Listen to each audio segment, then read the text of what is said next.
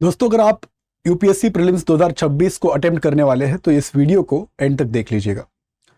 दोस्तों, प्रीलिम्स की जब तैयारी आप शुरू करेंगे 2026 के लिए, तो एक चीज जो आपको बार बार अलग अलग एक्सपर्ट्स के द्वारा, फैकल्टीज के द्वारा, मेंटर्स के द्वारा या फिर जो टॉपर्स हुए हैं टॉपर्स के द्वारा ये चीज बताई जाएगी कि भैया प्रीलिम्स देने वाले हो, एक बार यूपीएससी ने जो पिछले 10, 12, 15 सालों में क्वेश्चंस पूछे हुए हैं, इन क्वेश्चंस को जरूर देख लेना या फिर इन क्वेश्चंस को सॉल्व कर लेना। कुछ लोग ये भी कहेंगे कि इन पीवाईक्यूज का एक प्रॉपर एनालिसिस करना। लेकिन दोस्तों, कई बार हमें ऐसी गाइडलाइंस मिलने के बावजूद या डायरेक्टिव्स मिलने के बावजूद भी हम एग्जैक्टली वो जान नहीं पाते कि ये पीवाईक्यू का एनालिसिस मतलब एग्जैक्टली क्या होता है, कैसे इस एनालिसिस को हम करें, क्या इंटेंट और क्या ऑब्जेक्टिव्स हम अपने पास में रखें जिनको हम अचीव करें बाय एनालाइजिंग द पीवाईक्यूज। इसके बारे में थोड़ा सा क्लैरिटी हमारे पास में नहीं होता है। दूसरा एक प्रॉब्लम जनरली स्टूडेंट्स फेस करते हैं, आप उनमें स्टूडेंट में से होंगे तो आपने भी ये प्रॉब्लम फेस की होगी। अगर आप कुछ पीवाईक्यू सॉल्व करने का कोशिश भी कर रहे हो तो मार्केट में जो कंटेंट या बुक्स अलग अलग प्रकार की अवेलेबल है, 1000 1200 पेजेस की ये बुक्स है, लेकिन इसमें एक कॉमन लाइन या फिर एक कॉमन प्रॉब्लम आपको देखने को मिलेगी। That problem is inaccuracy of answer keys. UPSC ने जो आंसर कीज जारी की है और इन बुक्स के अंदर जो आंसर्स अलग अलग क्वेश्चंस के दिए हुए हैं, इनमें आपको एक डिस्पैरिटी, एक डिस्कनेक्ट दोस्तों देखने को मिला होगा, जो आपने डेफिनेटली एक्सपीरियंस किया होगा जिन भी बच्चों ने ऐसे पीवाईक्यूज लगाने की कोशिश की है। तो एक बड़ा एक मेजर प्रॉब्लम यहां पे हमें समझ में आता है। दूसरा, जो भी मार्केट में आपको अलग अलग बुक्स या कंटेंट मिलता है पीवाईक्यूज के ऊपर, उसमें बस क्वेश्चन जो दिया गया है उस क्वेश्चन के उन आंसर्स में से एक करेक्ट आंसर दिया जाता है और एक मीडियोकर लेवल का एक एक्सप्लेनेशन दोस्तों वहां पे उन आंसर्स के भीतर आपको देखने को मिलता है,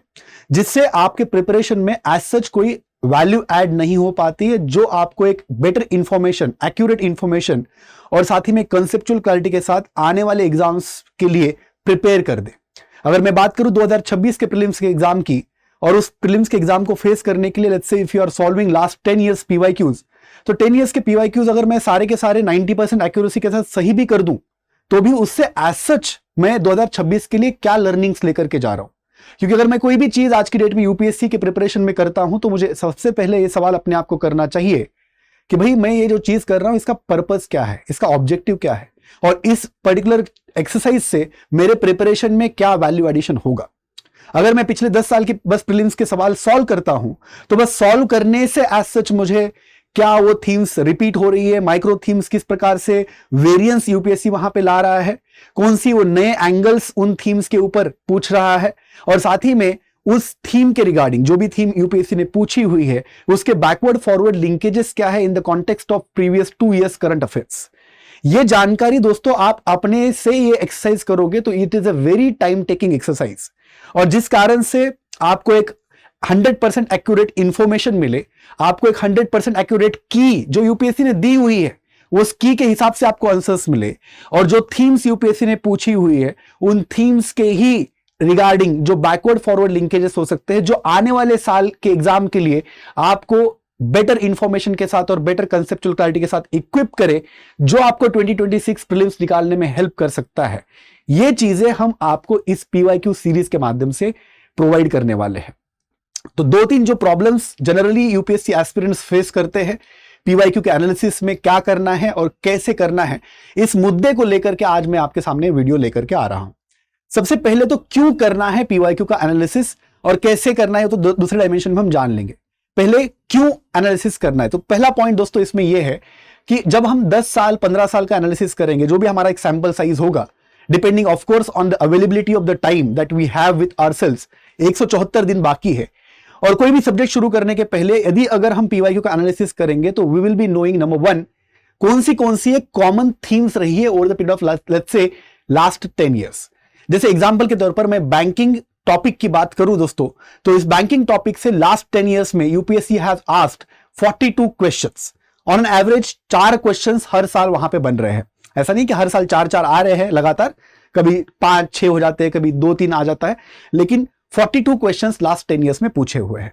अब ये चीज मुझे कब पता पड़ेगी, जब मैं उन 10 साल के पीवाईक्यू को एक एक क्वेश्चन को निकाल करके देखूंगा कि ओके बैंकिंग के किस थीम के साथ ये लिंक्ड है, उस थीम में ये कौन से पर्टिकुलर माइक्रो थीम के साथ लिंक्ड है। अब इसी टॉपिक में अगर मैं बात करूं, बैंकिंग में कौन सी वो 2 मेजर थीम्स है जिनके ऊपर यूपीएससी ने क्वेश्चंस ज्यादा मात्रा में पूछे हुए हैं। तो पहली बैंकों के अंदर दोस्तों थीम अपने को देखने को मिलती है स्ट्रक्चर ऑफ बैंकिंग। एक फेवरेट थीम रही है यूपीएससी की। स्ट्रक्चर ऑफ बैंकिंग में यूपीएससी ने अब तक फॉरेन बैंकें जो है उनकी जो इंडिया के अंदर सब्सिडरीज है उस कॉन्टेक्स्ट में एक इंफॉर्मेशन एस्पेक्ट वाला क्वेश्चन पूछा था।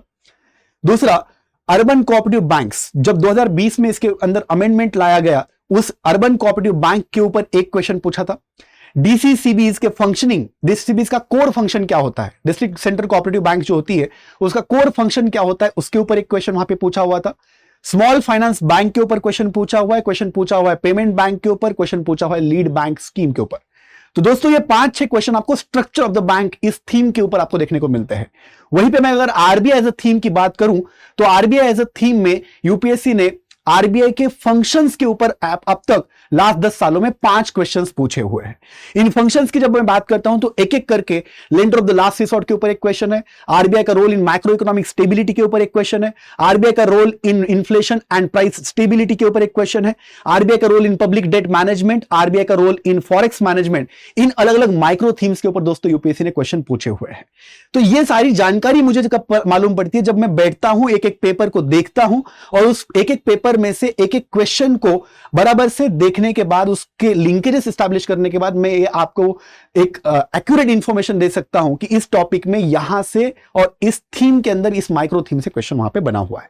जब आप ये एक्सरसाइज दोस्तों खुद से करने की कोशिश करोगे तो like I said earlier, it will take lot of time from your own packed up schedule. तो इसलिए ये प्रोग्राम हम वहां पे आपके लिए लेकर के आ रहे हैं। अब इसकी खासियत क्या है? खासियत इसकी दोस्तों ये है कि ये प्रोग्राम की जो भी इंफॉर्मेशन हमने जो एक्सट्रैक्ट करी है, ये यूपीएससी ने दिए हुए पेपर्स और यूपीएससी ने दिए हुए की के ऊपर बेस्ड है। किसी ने मार्केट में कोई कंटेंट बना लिया और उस कंटेंट को लेकर के फिर किसी टीचर ने, जो सो कॉल्ड टीचर्स है, उन्होंने वो कंटेंट उठा लिया और फिर वो सेकेंडरी टर्शरी कंटेंट के बेसिस के ऊपर उन्होंने कोई सीरीज चला दी। तो एक ने जो गलती करी हुई है दोस्तों, वो 4-5 लोग और गलतियां कर दे रहे हैं और इस कारण से स्टूडेंट्स का नुकसान वहां पे होता हुआ दिख रहा है। और साथ ही में ये बहुत बार ज्ञान दिया जाता है कि भाई पीवाई को एनालिसिस करना है, लेकिन कैसे वो एनालिसिस करना है इसके बारे में एक तरीके से एक मौन व्रत धारण करते हुए आपको अलग अलग लोग दिखने को मिलते हैं। इस वीडियो के एक लेटर स्टेज में आपको उसके ऊपर भी, मैं उस पॉइंट के ऊपर भी आने वाला हूं।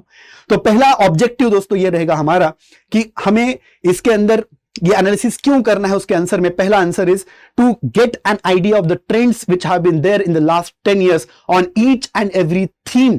asked by UPSC NITS papers. Number 2, इन थीम्स के अंदर की माइक्रो थीम्स का हम एनालिसिस करेंगे। नंबर 3, इस माइक्रो थीम्स के अंदर जो जो कीवर्ड्स यूपीएससी ने वहां पे मेंशन किए हुए हैं, ना सिर्फ हम आपको एक्सप्लेनेशन बताएंगे आंसर्स का, ना सिर्फ हम आपको आंसर्स एक्यूरेट प्रोवाइड करेंगे, लेकिन अगर इस एक क्वेश्चन के इर्द गिर्द जो इंफॉर्मेशन बनती है, specially in the context of last 2 year current affairs, वो इंफॉर्मेशन भी आपके तक पहुंचाने का काम, उसके बारे में क्लैरिटी आपको 100% देने का काम इस सीरीज के द्वारा हमारे तरफ से होने वाला है। एग्जाम्पल मैं आपको देकर के समझाऊंगा तो आपको ज्यादा बेहतर तरीके से ये चीज कम्युनिकेट हो जाएगी। जैसे एग्जाम्पल के तौर पर यूपीएससी ने lender of the last resort, इस आरबीआई के फंक्शन के ऊपर एक क्वेश्चन पूछा था दोस्तों। इस lender of the last resort function, जब हम कोई भी ट्रेडिशनल किसी भी कोचिंग में ये चीज पढ़ते हैं, अगर एक ढंग का टीचर हो तो आपको इतना तो बता ही देता है कि भैया जो बैंकों को जब टेम्पररी क्राइसिस बैंकें फेस करती है तो उस समय पे RBI being the regulator of the banking sector, RBI provides this function or carries out this function of being lender of the last resort. जब बैंकों के पास टेम्पररी क्राइसिस चल रहा हो लिक्विडिटी को लेकर के, तो RBI will come to the rescue of such banks. बैंकों के पास जब कोई और पैसा बैंकों को नहीं दे रहा होगा, तब RBI will come to the rescue of the bank and RBI will basically save the bank from basically financial crisis. तो ये चीजें आपको बेसिक वहां पे first layer information lender of the last resort function में दोस्तों बताया जाएगा, जिसके थ्रू आपका शायद उस साल का आंसर सही हो जाता। लेकिन अगर इस थीम के ऊपर यूपीएससी ने आगे चल करके कोई लेयर 2 या लेयर 3 या लेयर 4 इस अलग अलग डेप्थ के ऊपर जाकर के अगर क्वेश्चन पूछना है, तो क्या हम बस इस इंफॉर्मेशन के ऊपर रिलाई करके या फिर इस क्लैरिटी के ऊपर रिलाई करके उस आंसर के लिए अपनी स्ट्रेंथ बना पाएंगे? क्या हमारे पास उतनी एक नॉलेज वाइज या इंफॉर्मेशन वाइज स्ट्रेंथ होगी कि हम इस थीम के अगर ज्यादा डेप्थ के ऊपर क्वेश्चन पूछा जाए तो क्या हम वो अटेम्प्ट कर पाएंगे? तो इस बस इतनी इंफॉर्मेशन के ऊपर दोस्तों क्वेश्चन अटेम्प्ट नहीं होगा। जैसे एग्जांपल के तौर पर मैं अगर आपको पूछूं कि lender of the last resort का ये जो फंक्शन आरबीआई परफॉर्म करता है, ये किन वेज के थ्रू परफॉर्म करता है? क्या आरबीआई के द्वारा जो लिक्विडिटी बैंकों को इस ऐसे समय पे प्रोवाइड की जाएगी, क्या किस टाइप का रेट इस समय पे आरबीआई बैंकों के लिए चार्ज करता है, क्या आरबीआई डायरेक्टली इन्वॉल्व होता है, फिर बाकी इंस्टीट्यूशन के थ्रू ये फंक्शन वहां पे प्रोवाइड करता है,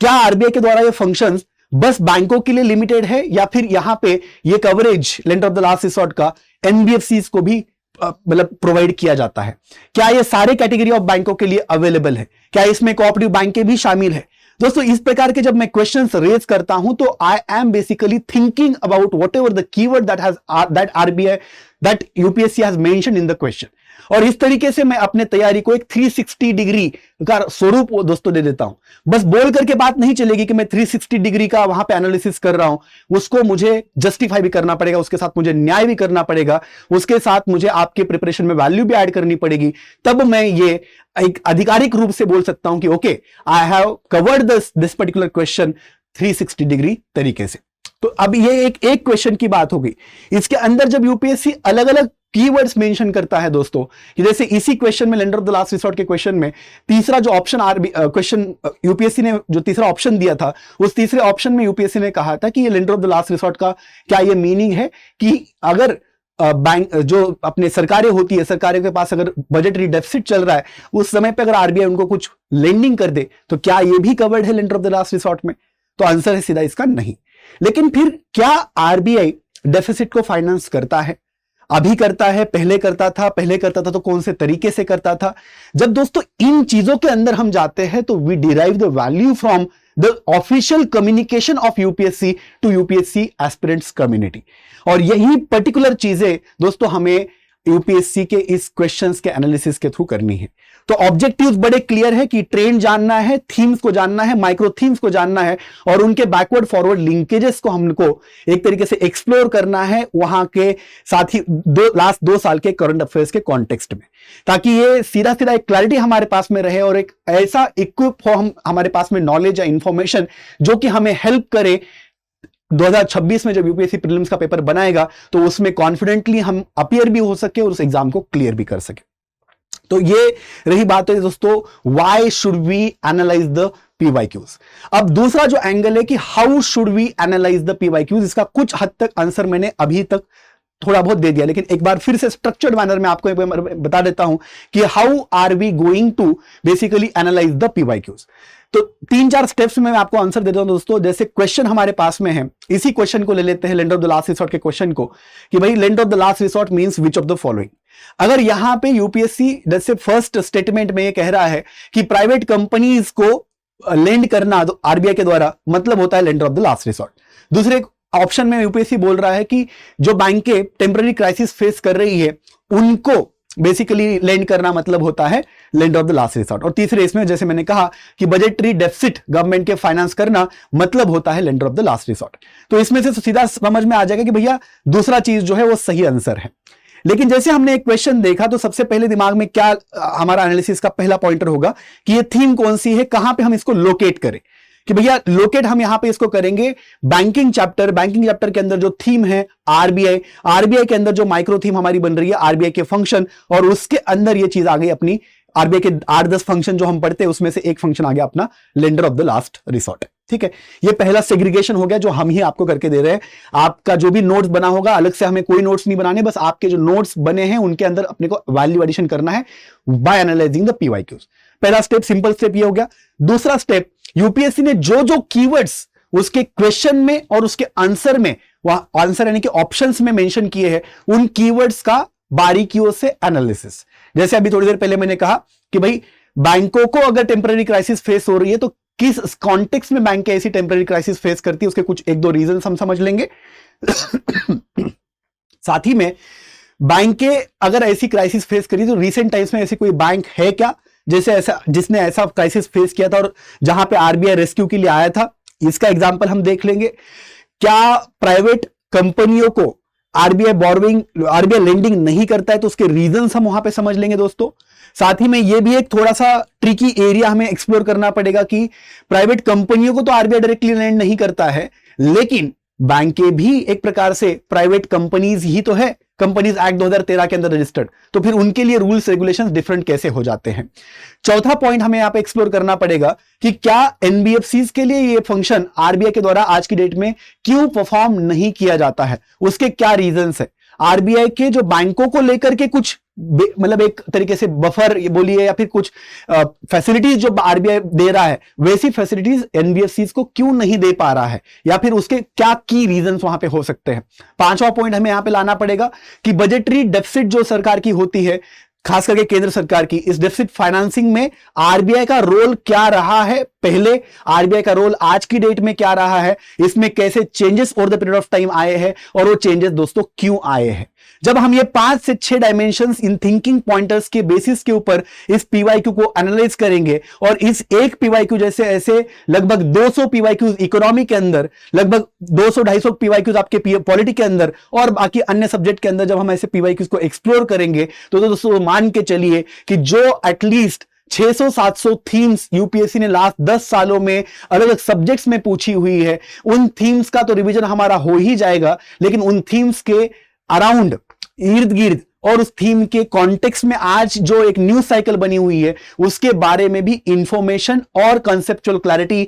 हमारे पास 100% रहेगी। मैं फिर से इस चीज को रीइटरेट करना चाहता हूं कि आज की डेट में मार्केट में आपको एक ऐसी बुक नहीं मिलेगी और ऐसी बुक अवेलेबल ही नहीं है जहां पे यूपीएससी के की के हिसाब से 100% एक्यूरेट आंसर्स वहां पे दे रखे हो। और ये वाला डायमेंशन तो एक अनएक्सप्लोर्ड टेरिटरी है कि एक एक कीवर्ड को बैकवर्ड फॉरवर्ड लिंकेज के साथ, specially in the context of last 2 years current affairs, आपके सामने पेश किया जाए, that too with 100% accuracy and that too with 100% conceptual clarity. इस चीज को मैं बड़े जिम्मेदारी से दोस्तों आपको कह रहा हूं, क्योंकि मैं ये जानता हूं कि यूपीएससी का जब आप प्रिपरेशन आज की डेट में प्रीलिम्स का शुरू करोगे तो इस प्रिपरेशन के लिए आपको सबसे पहले पीवाईक्यूज के एक इंपॉर्टेंट फेज से जाना पड़ेगा। इस पीवाईक्यूज के फेज से जब जाते हो तो जो अड़चने आपको आ सकती है उसके बारे में मैंने आपको एक तरीके से अप्राइज किया, और उसका एक सोल्यूशन भी मैंने आपको, ये जो अपना डिस्कशन रहा इस पूरे वीडियो के अंदर,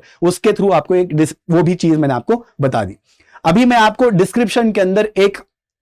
टेलीग्राम का लिंक वहां पे भेज दूंगा। इस लिंक के ऊपर जाकर के आप एक टेलीग्राम का ग्रुप ज्वाइन कर सकते हैं, जहां पे मैं सैंपल कंटेंट भी यहां पे डालूंगा। ये जो हमारी पीवाईक्यू एनालिसिस की सीरीज होगी, ये यूट्यूब के ऊपर पूरी की पूरे सब्जेक्ट्स की लास्ट 10 years के एनालिसिस की फ्री ऑफ कॉस्ट सीरीज दोस्तों चलेगी। लेकिन ये अगर कोई एसेट वहां पे इकोनॉमी में हम पढ़ते हैं, अगर कोई चीज हमें फ्री में मिल रही है तो इसका मतलब ये नहीं होता है कि वो चीज जो है हमारे काम की नहीं होगी। एक बात याद रखिए कि इस फ्री वाली चीज से आपकी प्रिपरेशन को एक नई दिशा वहां पे दोस्तों मिलने वाली है, एक ऐसा डायरेक्शन आपको मिलने वाला है जहां पे जो आपको इक्विप करेगा, आपको एम्पावर करेगा to read and to decide on what to read and what not to. क्योंकि ये मेन चीज है आपके प्रीलिम्स के प्रिपरेशन के अंदर कि जबरदस्ती का नॉइज और जबरदस्ती के प्रोग्राम्स आपको ज्वाइन करने की आवश्यकता ज्यादा मात्रा में न पड़े। जो क्लियर कट इंफॉर्मेशन, जो क्लैरिटी वाली इंफॉर्मेशन, जो कंसेप्चुअल क्लैरिटी आपको जिन